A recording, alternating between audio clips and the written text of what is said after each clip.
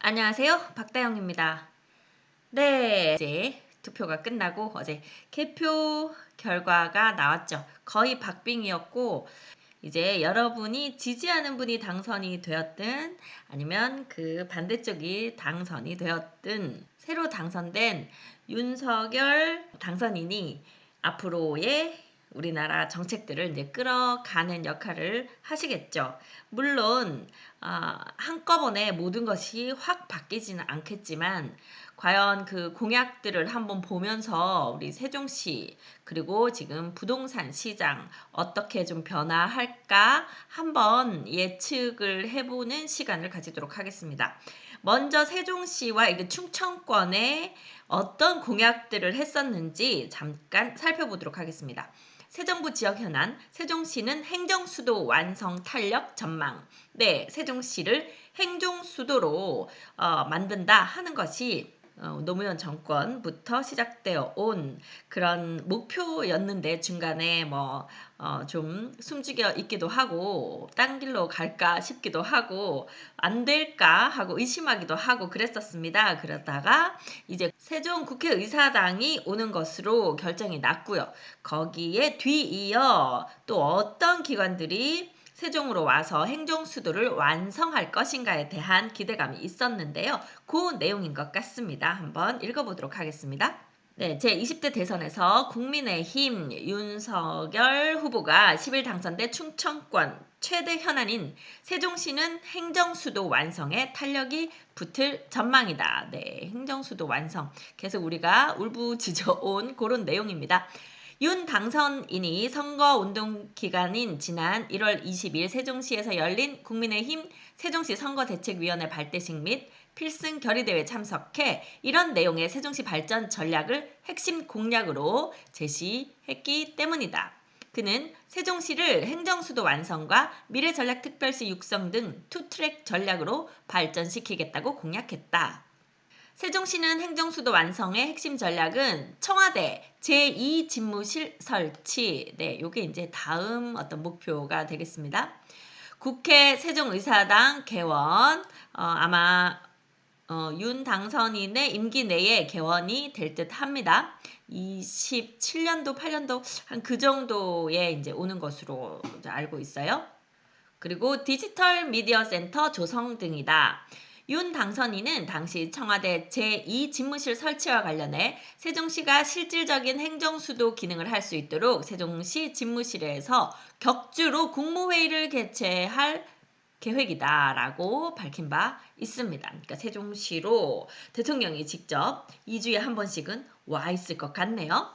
이와 함께 대통령직 인수위원회를 정부 세종청사에 설치한다고도 했다. 네, 한번 지켜보겠습니다. 또한 방송사와 신문사가 신속 정확한 보도를 할 수 있도록 디지털 미디어 센터를 조성하고 문화 콘텐츠 기획 제작과 유통 시설도 갖춰 한류 콘텐츠 중심지로 발전시키겠다는 전략도 제시했다. 이거 아주 두근두근 기대가 됩니다. 그는 국회 세종의사당의 업무 효율성을 높이기 위해 상임위원회는 물론 국회 예산정책처, 국회 사무처, 국회 도서관 등도 함께 설치해 세종의사당이 제 역할을 할 수 있도록 하겠다는 약속도 했다. 세종시를 미래전략특별시로 육성하겠다는 공약도 주목받고 있다.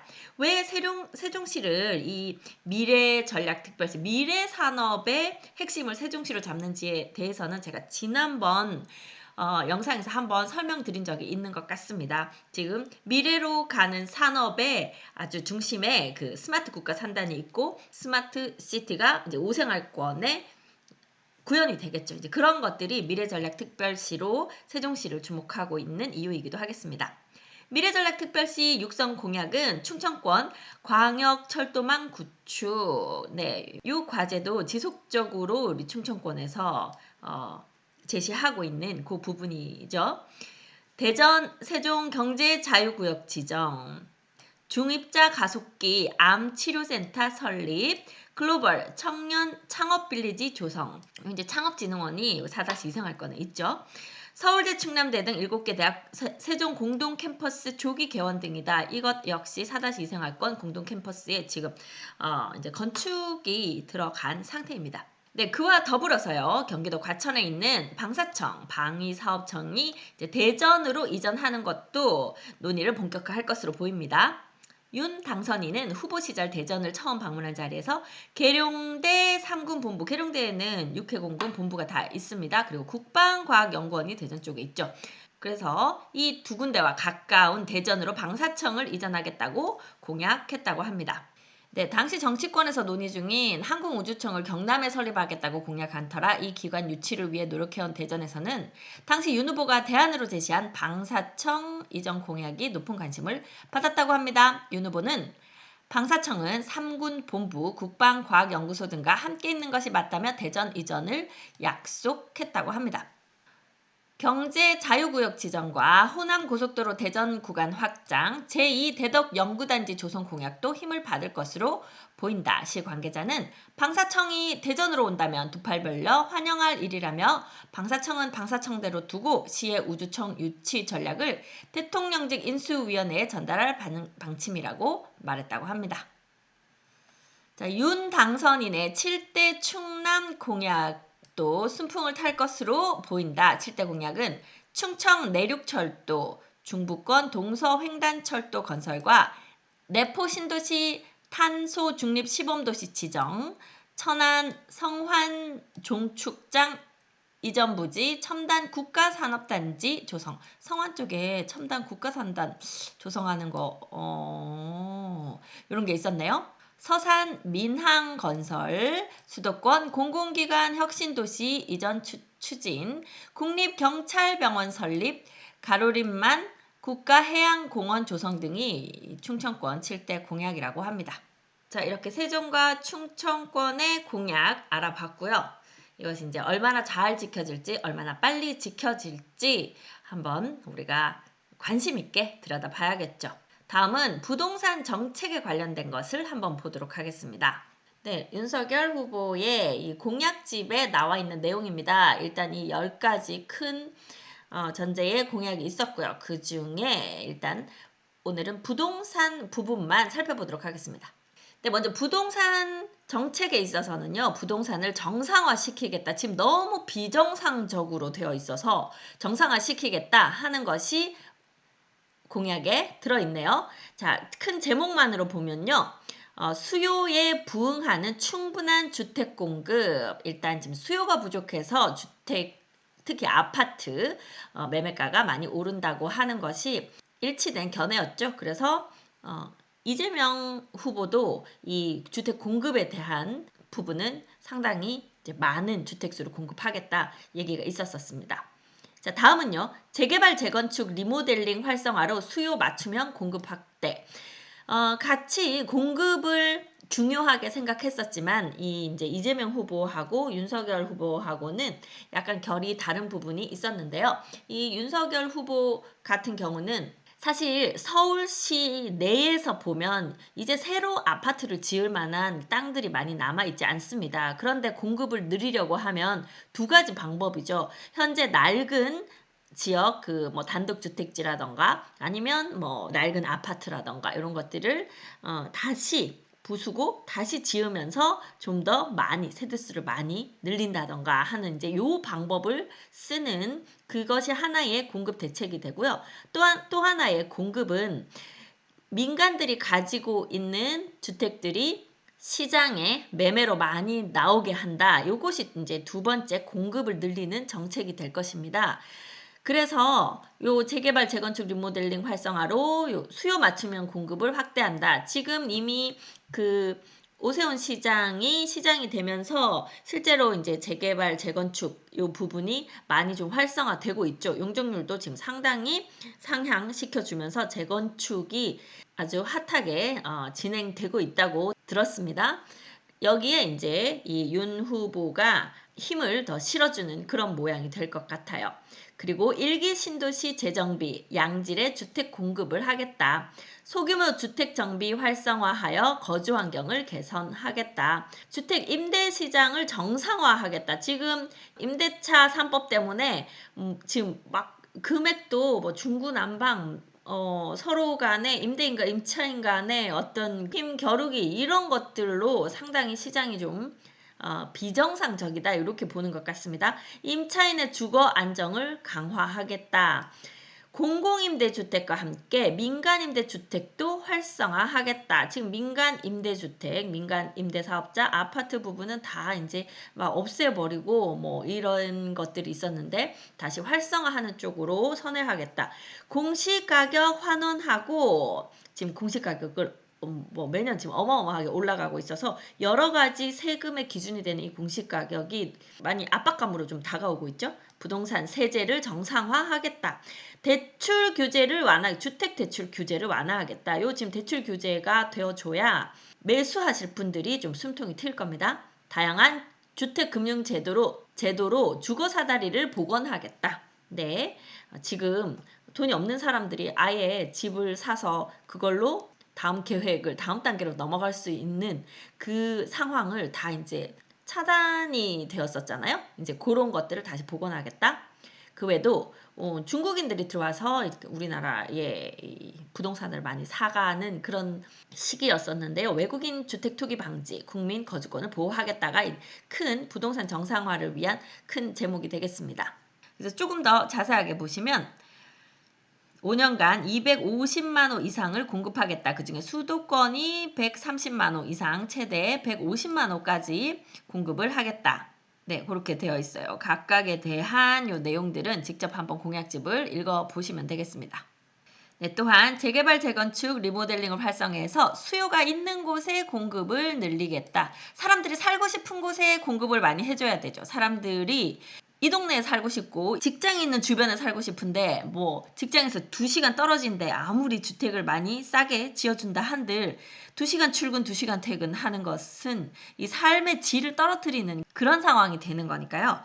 이제 수요가 있는 곳에 공급을 늘리도록 해보겠다. 이런 이야기입니다. 그래서 재건축 정밀 안전진단 기준의 합리적 조정, 지금 요 정밀 안전 진단 기준을 훨씬 높여서 이제 재건축 허가를 안 내주는 거잖아요. 그런데 이제 이걸 좀 합리적으로 해서 구조 안정성의 가중치는 하향하고 설비 노후도 및 주거 환경 가중치를 상향 조정해서 좀 사람들이 실제로 이게 아파트가 튼튼하긴 하지만 이 안에서 사는 데는 불만이 많은 이제 그런 아파트들은 다시 지을 수 있도록 좀 더 해주겠다 이런 내용 같습니다.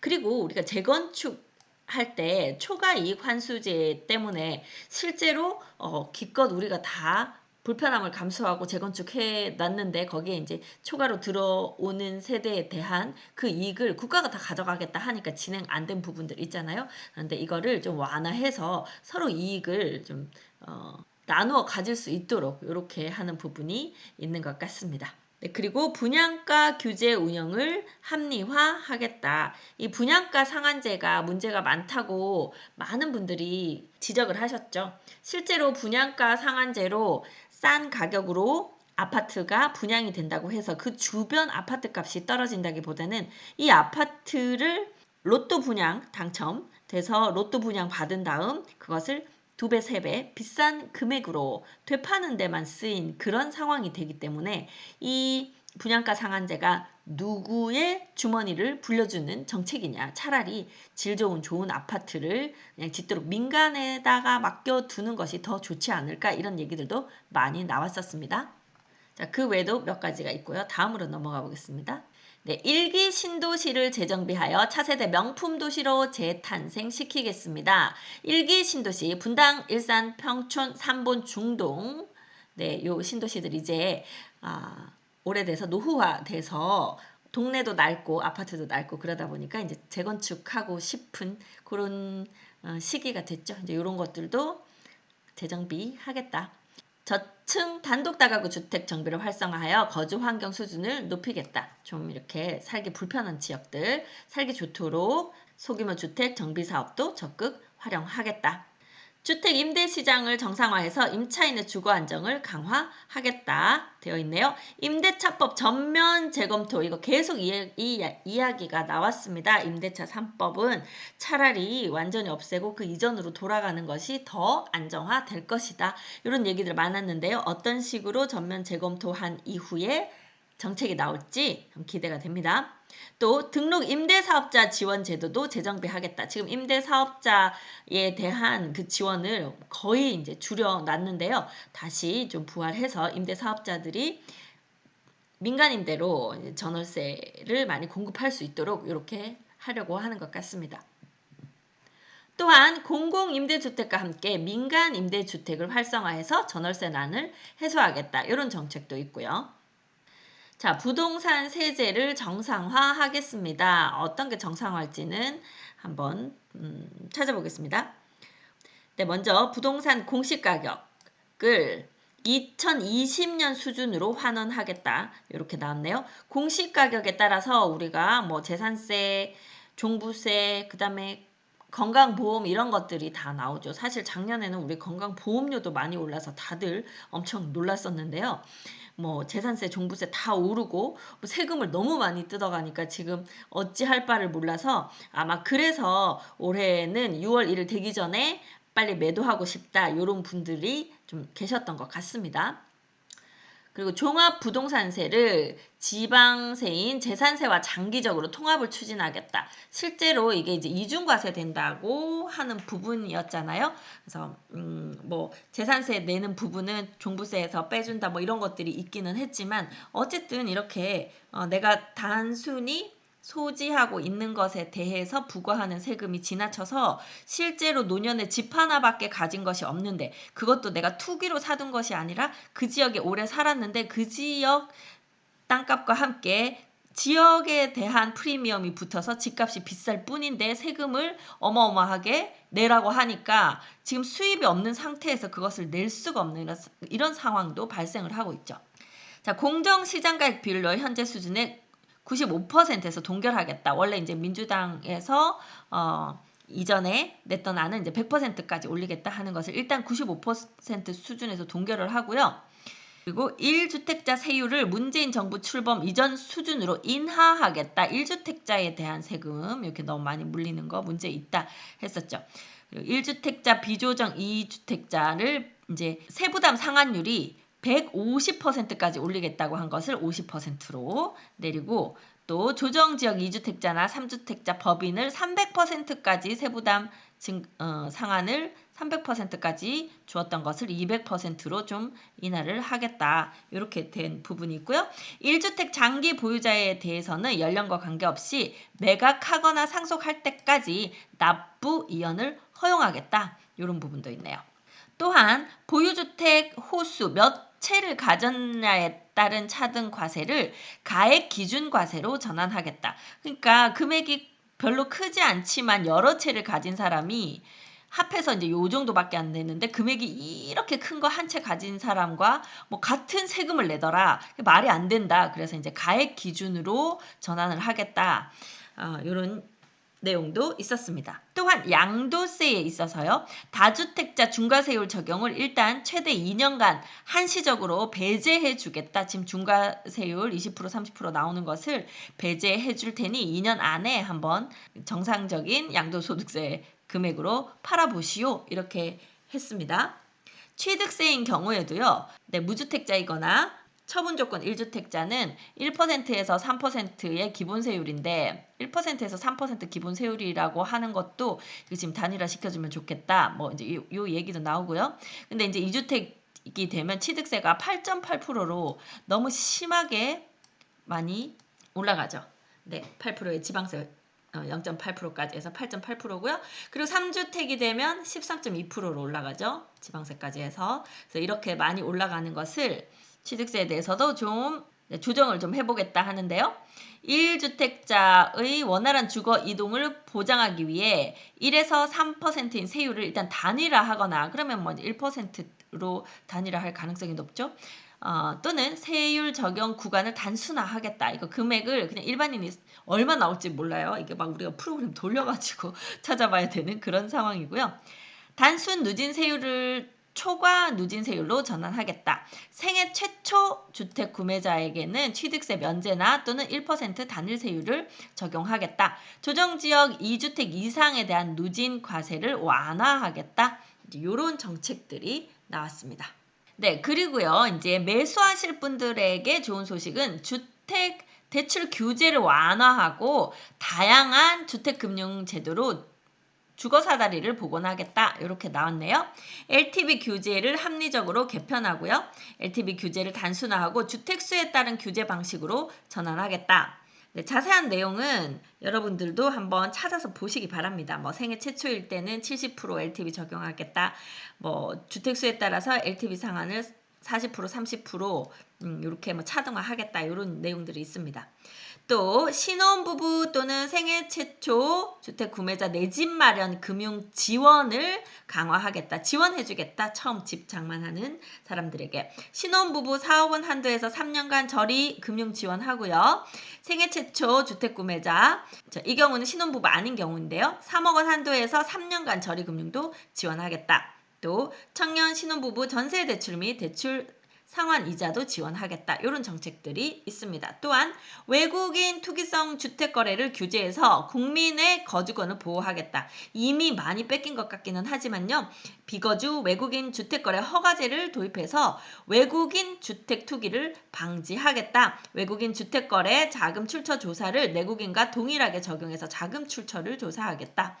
네, 이런 몇 가지 정책들을 추가로 해서 부동산을 좀 안정화시켜 보겠다. 부동산 정책을 정상화시키겠다. 지금 많이 혼란스러워 있기 때문에 이런 정책들이 있었습니다. 자, 이제 뭐 이 정책들이 실제로 언제 어떻게 실현이 될지, 과연 국회를 잘 통과해서 제대로 이 계획대로 갈 수 있을지 여러 가지 난관이 있겠습니다. 또한 이렇게 하다 보면 또다시 주택 매매가를 부추겨서 또 상승하게 만들지는 않을까 하는 우려도 있기 때문에 아마 바로바로 쉽게 움직이지는 않을 것 같기는 합니다. 그래서 여러분들도 잘 판단하셔서 미래 가치를 보고 내가 살고 싶은 곳으로 이동하시는 것은 언제라도 뭐 바람직하다 이렇게 보입니다. 네, 어제 늦게까지 개표 방송 보느라 모두들 좀 피곤한 상태더라고요. 저도 오늘은 일찍 자도록 하겠습니다. 내일 다시 뵙겠습니다. 저는 미스터 홈즈 세종센터 부동산 호스트 박다영이었습니다. 감사합니다.